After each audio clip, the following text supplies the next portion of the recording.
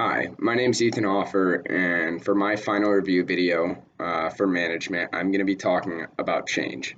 I'm going to talk about a few factors that cause change. I'm going to talk about resistance to change, and I'm going to talk about a few ways to overcome that. So, for starters, we'll start on reasons for change and forces of change. Um, I'm just going to list a few that kind of really stood out to me out of the textbook and out of the lecture videos and things. The first one, and obviously, is people.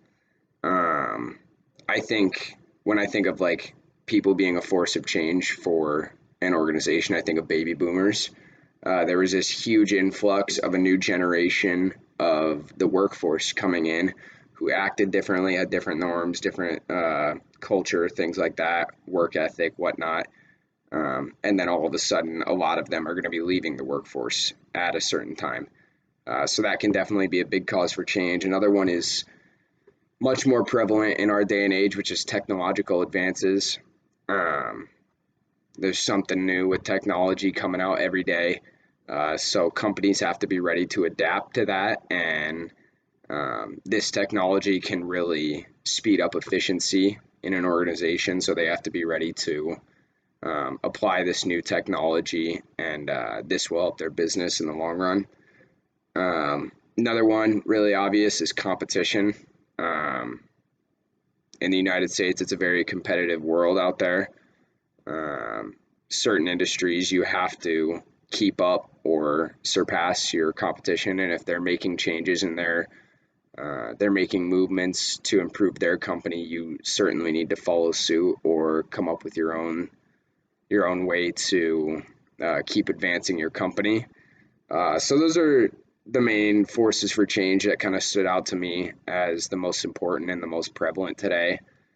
Now we'll talk about some of the types of resistance to change, which is extremely natural and it is to be expected anytime a change is implemented. There's two types of resistance to change. There's organizational resistance and then there's individual resistance. Obviously, organizational is going to be on more of a macro scale where the entire company is resisting.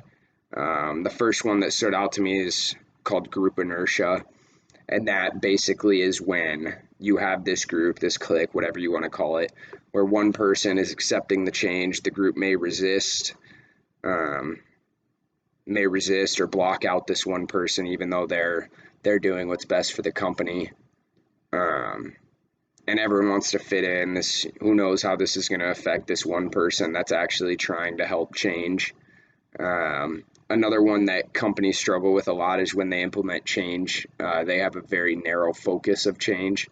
This means that they're really trying to focus on improving one thing or changing one thing, but they don't think about how that change is going to impact other parts of the organization, which could definitely be a problem because everything, it's all a cycle, it's all interconnected, and there's going to be resulting effects of every change you make in a company, and that can be devastating if companies don't take that into account.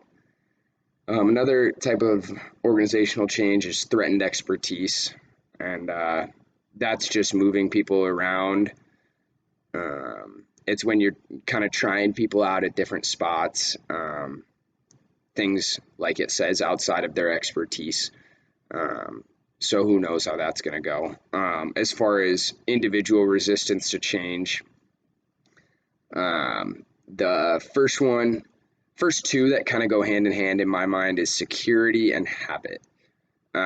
Security is, when your tasks are changed, and it also actually plays back to that threatened expertise. When people are moved around, that can make people really uncomfortable. People generally like what they do and they want to stick to it. And, humans are creatures of habit. We go in, we do the same thing every day. We're comfortable with that. We're good at that. And then one day they're moving you around, trying you at a different place. That can make people really uncomfortable. So that definitely sticks out to me as one of the biggest reasons for resistance to change. Another one is economic factors. If you're moving around doing a new job or like the company is changing significantly, then there could very well be a change in your compensation and your benefits and things like that. And obviously, um, most of the time, or it definitely could be negative, a decrease in pay or decrease in benefits. And, obviously that's not going to go over well with employees. Um, the last type of individual resistance is the fear of the unknown, which kind of plays back to that security and the habit. If you have a new job, or even if a new boss, new CEO, whatever comes in, uh, you really don't know how it's going to go. We like stability, we like security, we like to know what's going to happen. And that can be a really, really big problem for a lot of employees.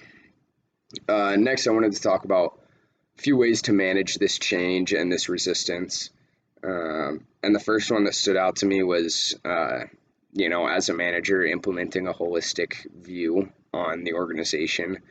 And basically, this can just help you anticipate how things are going to change, how people are going to react, some of the consequences of certain things.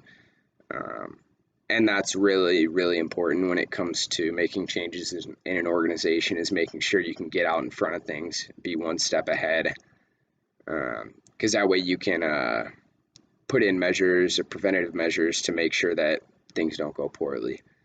Another one is start small. This just kind of logically makes sense. You want to ease people into it. You don't want to, change the entire layout of the company and just spring it on people. You want to make gradual changes. Another one is getting management or top management support.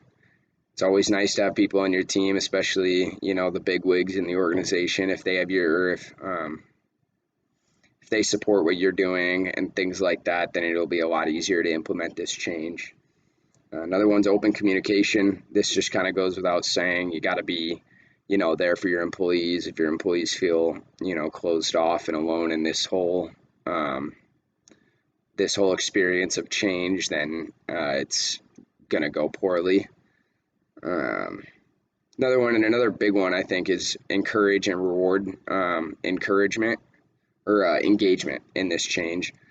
This will help win over people and, help change their minds and give them some sort of an incentive to kind of buy into this program you're trying to sell them, this change. When I think about real life examples, I have one that's really personal. My father works for Home and Said Senior Care. He's owned his own franchise in St. Joe, Missouri for a little over 5 years. And in 1994, Paul and Lori Hogan started this company, excuse me, right here in Nebraska. And they've been running the whole company ever since. Things don't change that much. They're adapting, but the whole business structure is staying the same. And actually this year, they sold the company to I believe it was a technology company out of California. And apparently this technology company is reshaping everything.